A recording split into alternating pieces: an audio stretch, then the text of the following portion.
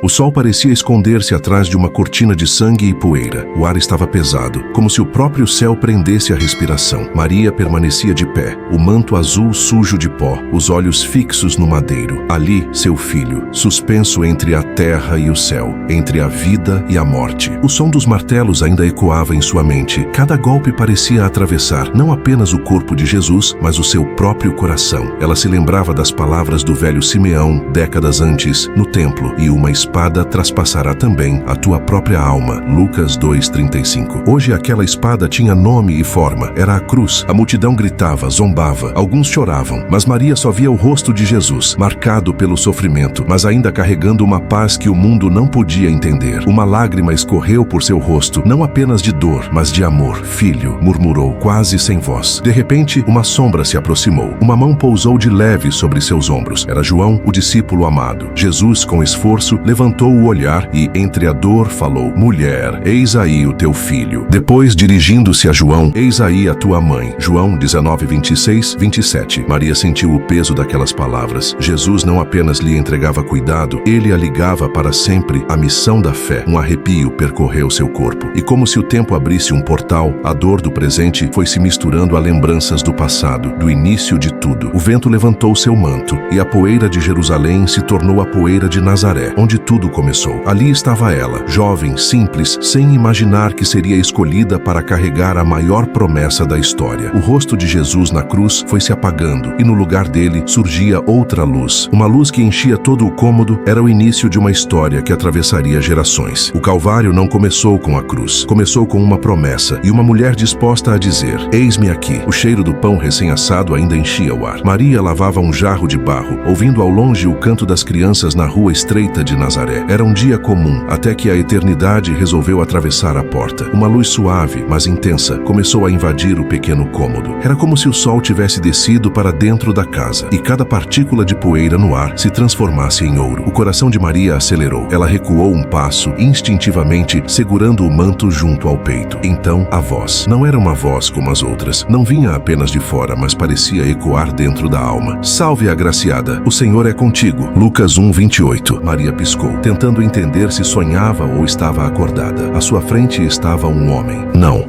um homem comum. Seu rosto brilhava como fogo controlado, e seu olhar tinha a calma de quem já viu o começo e o fim de todas as coisas. Ela sentiu temor, mas também uma paz profunda. O anjo continuou: não temas, Maria, pois achaste graça diante de Deus. Conceberás e darás à luz um filho, e porás o nome de Jesus.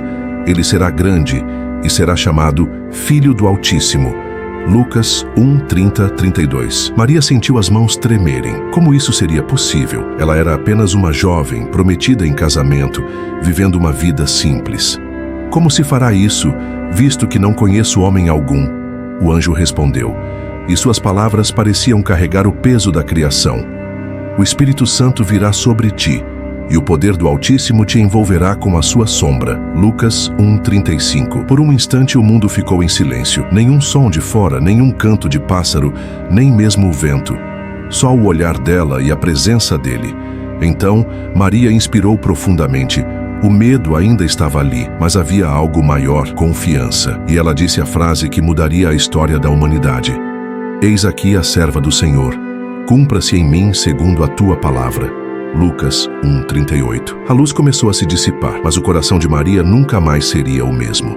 Ela encostou a mão na barriga, mesmo antes de sentir qualquer vida, e lágrimas de reverência escorreram por seu rosto. Do lado de fora, a vila continuava seu dia como se nada tivesse acontecido. Mas dentro daquela casa, e dentro daquela mulher, um plano eterno já estava em andamento. O mundo não ouviu o sim de Maria, mas o céu inteiro se inclinou para escutá-lo. A noite estava fria.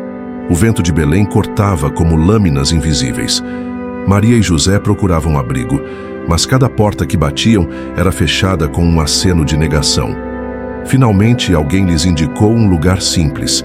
Não era um quarto, mas um estábulo. O cheiro de feno misturava-se ao odor dos animais. O som das ovelhas e do bater de cascos no chão servia de trilha para aquele momento.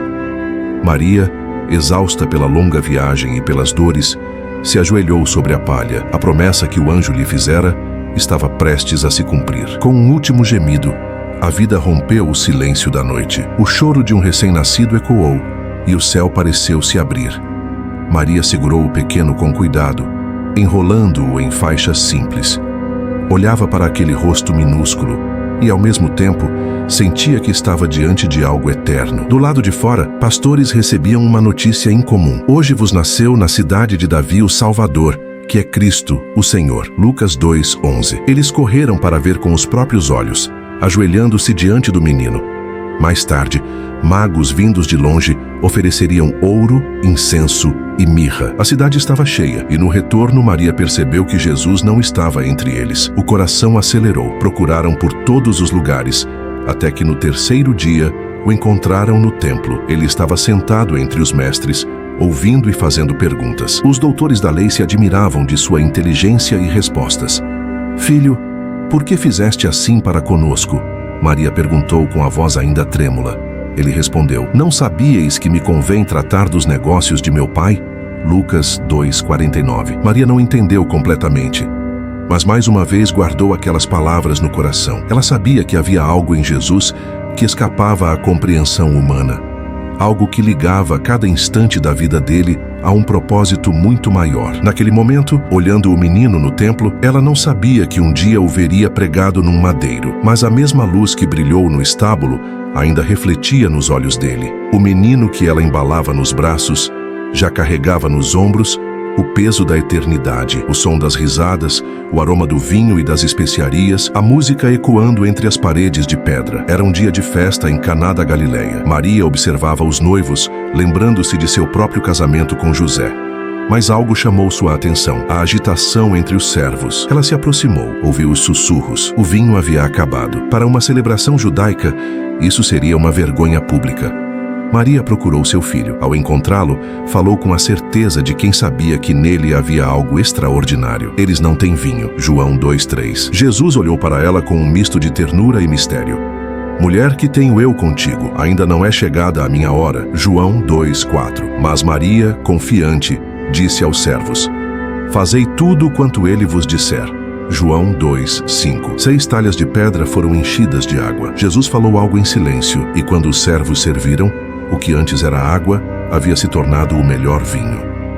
A alegria voltou à festa. Maria sorriu, não por causa da bebida, mas porque via mais uma vez um vislumbre do que estava por vir. Anos depois, as ruas de Jerusalém não tinham música nem perfume de festa. O ar era pesado de poeira e suor. A multidão não dançava, gritava insultos. No meio deles, um homem carregava uma cruz e tropeçava sob o peso dela. Maria caminhava a poucos passos, tentando se aproximar. Cada queda dele arrancava um pedaço de seu coração. Não havia vinho, nem música, nem risos. Apenas o som áspero da madeira raspando no chão e o murmúrio das vozes. Por um instante, Jesus parou e olhou para ela. Os olhos que, em Caná, haviam brilhado ao realizar o primeiro milagre, agora estavam inchados, sangrando, mas ainda havia neles a mesma paz. Um soldado o empurrou para continuar.